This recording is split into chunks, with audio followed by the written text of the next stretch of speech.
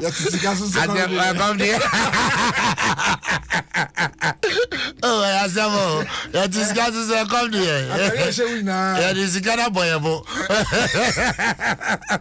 Ya be fine. Ya asamo. Ade sa ya mo nya me sotro. Oh, David. Ya be fine ya tinu no wa brazo. Edu ko mi no shawa. Oya so. Ya be fine. Na mi sha na mi komina. Bibia be fa masa. Ja fine. That's right.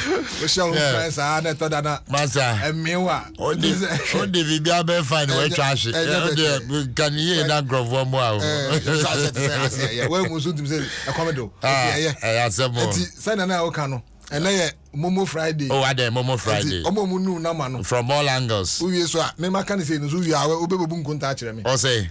Me say send. And you own him. I was so jan han kona mu han. Ma me fa me mo tobo. I was am ne hia. Ha na nkwaje wo. Dedication I am sending na.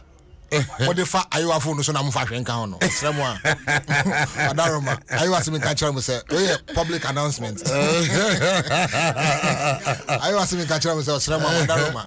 Asemo. Sa John Dumelo adwuma no we.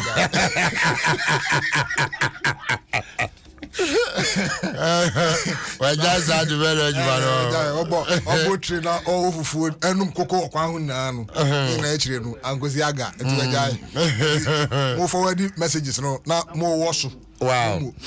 But your mama fa we ntum ye di kai ka say accident bi asi wo motorway no so enti ya menya ne say serious traffic pa e wo motorway no so in fact wo fitema e ba right after the toll booth nyadia a movie cry e besre MTTD for mombo modern na mombo ayen why na nkrofo kwa adwuma ye besre am say for almost 30 minutes car bia movie cry and you know your best remo pass more when kwande momba modern na mon free traffic in mayen yes remo tema to Accra right after the toll booth and koye cry and koye cry your best remo mon share mayen kofi ya kwani saying nti me the Daily Graphic na me di edi kan okay na story be of front page of the Daily Graphic amo saying na Artisan Center na yesi me kai pa 6 years ago yareho Ghana ha Ghana yareho sem say 6 years ago me kai pa sa omu commission ade no me kobi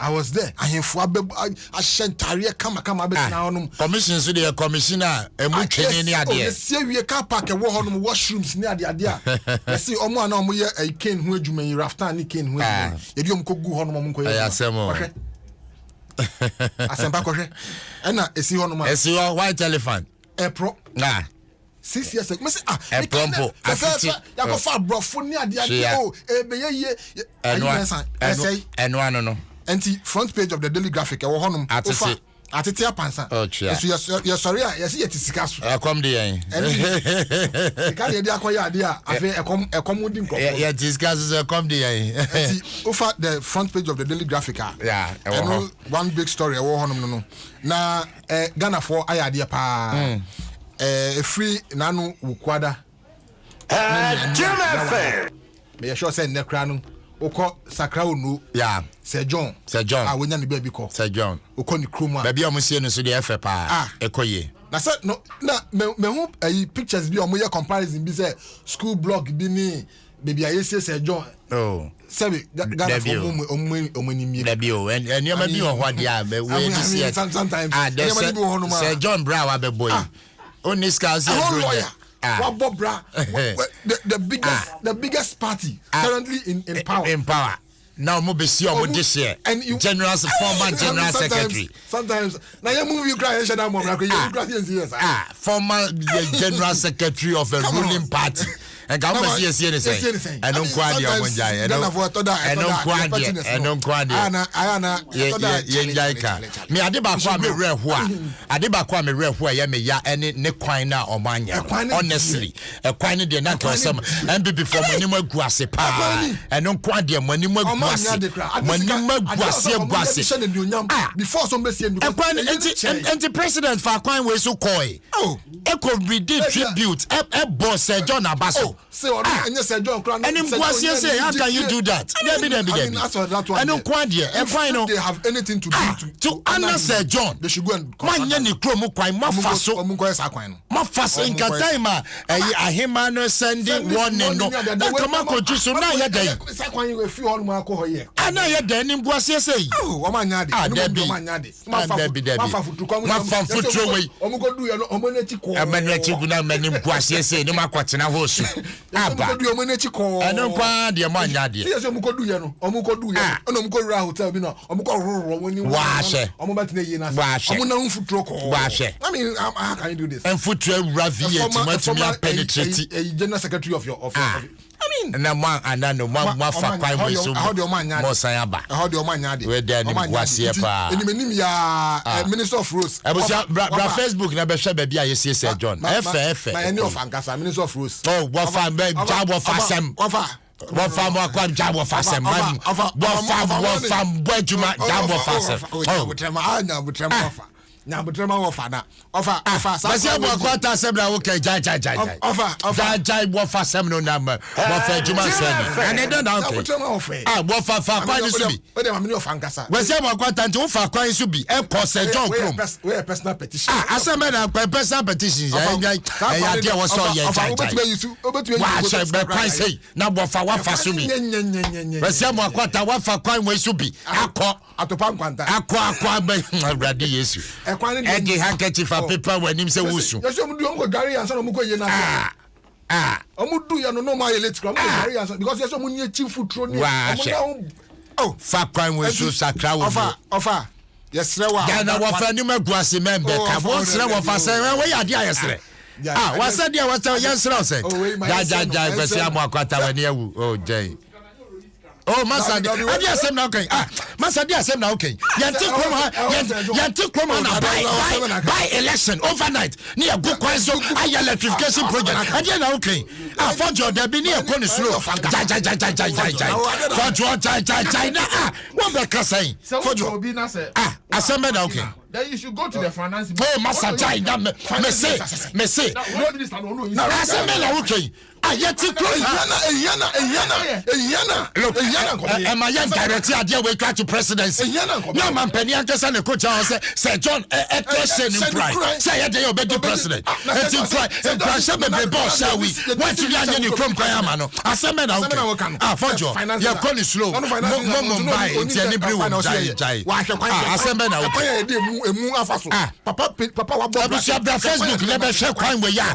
MPP for faso eko Sir John e kwan we ya kwan ya modify faso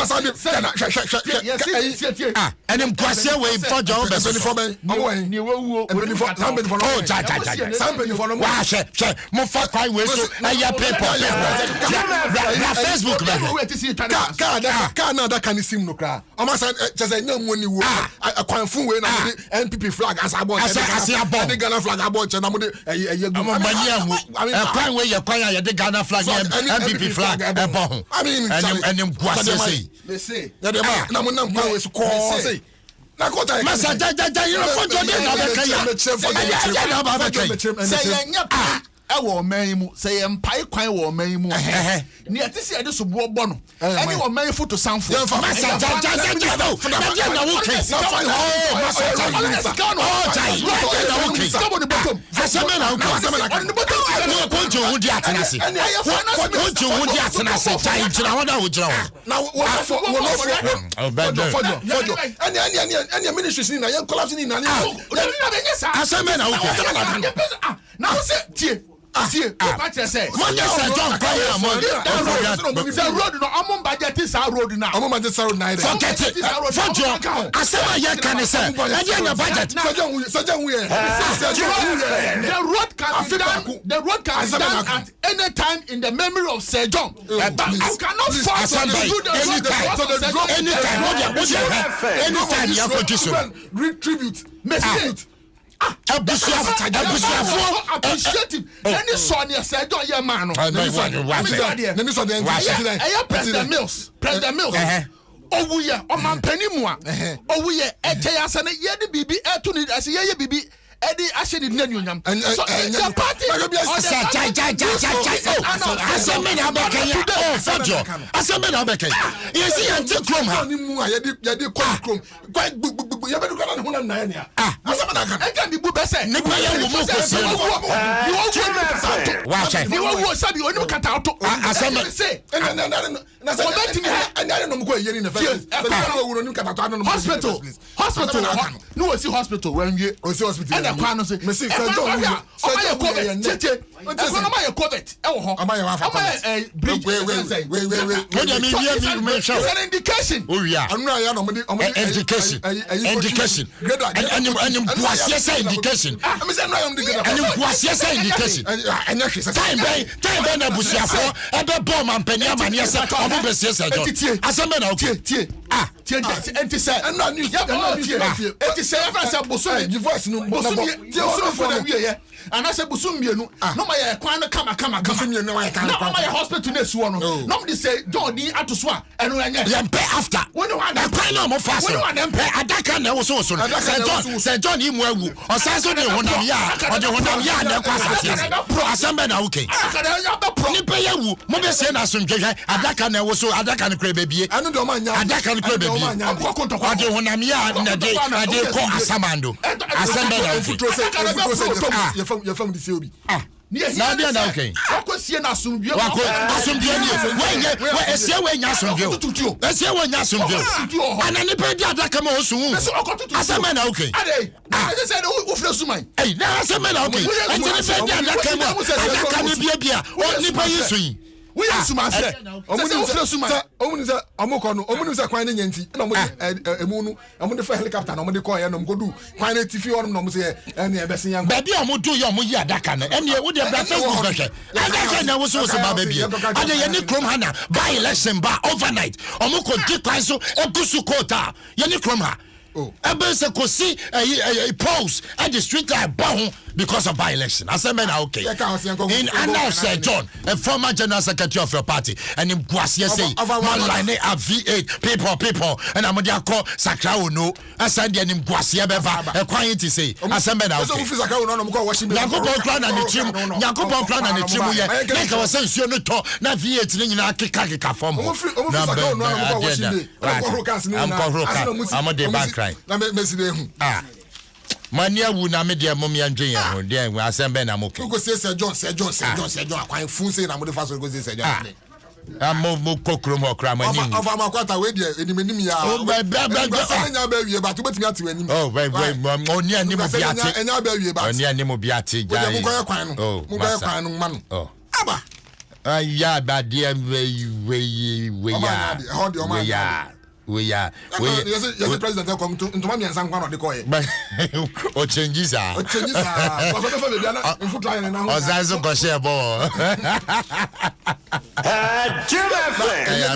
eye ni mom de nkwan wo ho yo nkwan wo na o za ma focus o mo to ade nkwan wo ho o ma ye ni kama nkwan wo ho na ya beda Ghana fo nyina se nkwan wo ho eye ni de matumi esi ba andi ekwan na na enye bate ye makwan nkwan so ense dia ye papa ne ye beka ye beka eye ni de omo ye eye nkrofo didwa eye mu ga ana ma nkrofo so aden asetifa na ode ye radi yesu nkrofo ye ni omo ye chi o e ba se na ye yankobi na ko ye ka se ko so o se ye na o hwe bia esie ni wo bia da no wo pictures some come and the wo share ye park ho so a o ade decoration na koye pa come on about kwan no enya yanka kwan no nye kwan no nye adeka mo nkasa peti krakrakra mo sa peti so kakrakra mo nim guase o mo njo ma so peti ya ma ye ya mo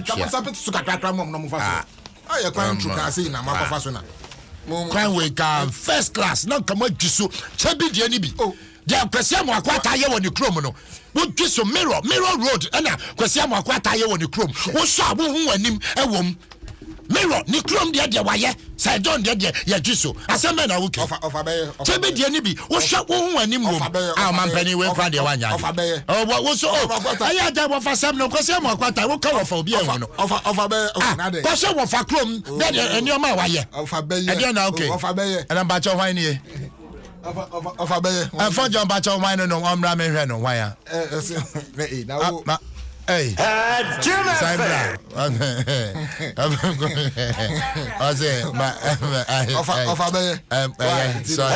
Jimmy Fair. Now, okay. Yes, also. Yes, and go for Marco. And almost. Hey, I'm saying be a book almost. Hey. Now, Saturday. I said, I'm not Jumana. Debbie, I say that. Jimmy Fair. Bonyum near sorry. And we are not and then Friday. I was going come for commercial break. I do sports with you. Rise up and be a star. Strengthen with BX stars.